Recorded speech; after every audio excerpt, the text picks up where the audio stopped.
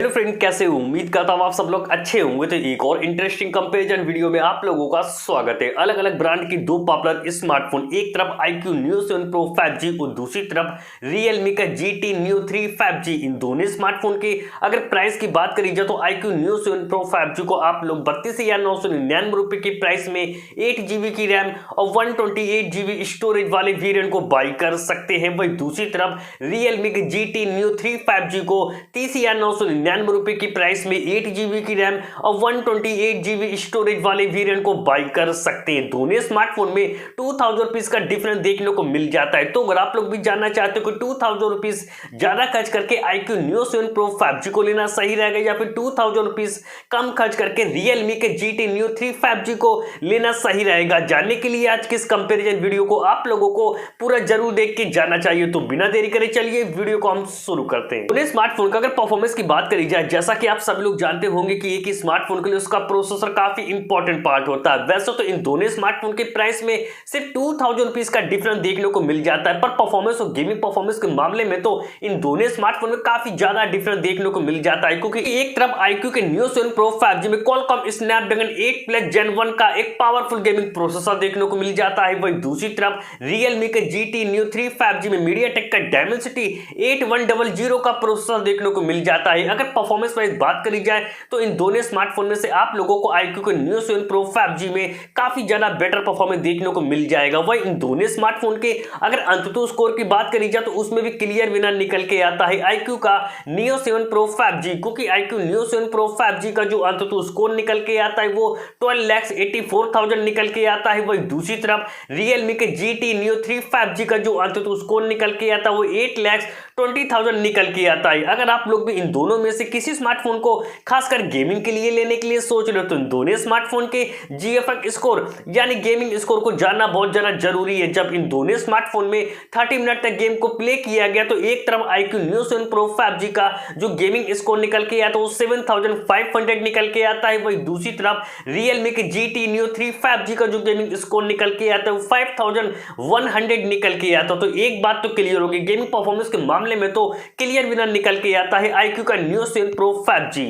Smartphone का अगर display segment की बात करी जाए तो एक तरफ iQOO के Neo 7 Pro 5G में 6.78 इंच की बिग साइज की full HD plus AMOLED display देखने को मिल जाती है। डिस्प्ले की अच्छी स्मूथनेस के लिए 120 हर्ट्ज रिफ्रेश रेट का सपोर्ट देखने को मिल जाता है। वही दूसरी तरफ Realme के GT Neo 3 5G में 6.7 इंच की full HD plus AMOLED display देखने को मिल जाती है। डिस्प्ले की अच्छी स्मूथनेस के लिए 120 हर्ट्ज रिफ्रेश रेट का सपोर्ट देखने को मिल जाता है। इन दोनों स्मार्टफोन के डिस्प्ले के अगर ब्राइटनेस लेवल की बात करी जाए तो उसमें तो काफी बेटर हो जाता है iQOO का Neo 7 Pro 5G, क्योंकि iQOO Neo 7 Pro 5G में 1300 निट्स की ब्राइटनेस देखने को मिल जाती है। वही दूसरी तरफ Realme के GT Neo 3 5G में सिर्फ 1000 निट्स की ही ब्राइटनेस देखने को मिल जाती है। तो स्मार्टफोन का अगर कैमरा सेगमेंट की बात करी जाए तो प्राइस में 2000 रुपीज का डिफरेंस देखने को मिल जाता है, पर दोनों स्मार्टफोन खासकर कैमरे के मामले में काफी ज्यादा बेस्ट है। एक्सीलेंट कैमरा सेटअप देखने को मिल जाता है। दोनों स्मार्टफोन की जो पिक्चर क्वालिटी निकल के आती है वो दोनों स्मार्टफोन में काफी ज्यादा बेटर निकल के आती है। एक तरफ Realme के GT Neo 3 5G के बैक में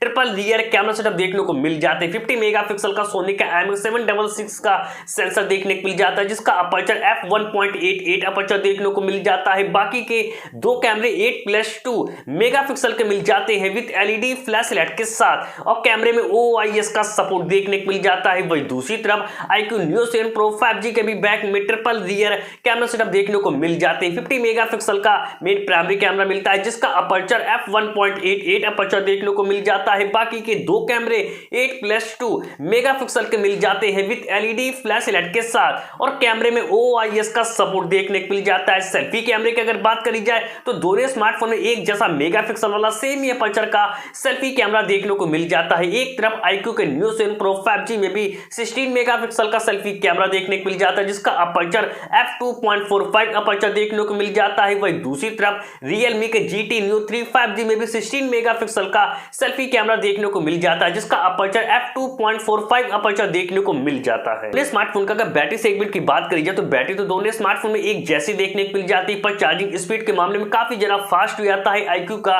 Neo 7 Pro 5G, क्योंकि iQOO Neo 7 Pro 5G में 5000 mAh की बैटरी देखने को मिल जाती है। 120 वाट के फ्लैश चार्जिंग के साथ USB Type-C पोर्ट का सपोर्ट देखने को मिल जाता है। वहीं दूसरी तरफ Realme के GT Neo 3 5G में भी 5000 mAh की बैटरी देखने को मिल जाती है। 80 वाट के सुपर डार्ट चार्जिंग के साथ USB Type-C पोर्ट का सपोर्ट देखने को मिल जाता है। इन दोनों स्मार्टफोन के अगर बैटरी बैकअप की बात करी जाए तो iQOO के Neo 7 Pro 5G को फुल चार्ज करने के बाद 17 आवर्स का बैटरी बैकअप देखने को मिल जाता है। वहीं दूसरी तरफ Realme के GT Neo 3 5G को फुल चार्ज करने के बाद सिर्फ 13 आवर्स का बैटरी बैकअप देखने को मिल जाता है, जो कि बैटरी बैकअप के मामले में भी काफी ज्यादा बेस्ट हो जाता है iQOO का Neo 7 Pro 5G। Security feature के लिए दोनों स्मार्टफोन में इन डिस्प्ले फिंगरप्रिंट सेंसर देखने को मिल जाते हैं।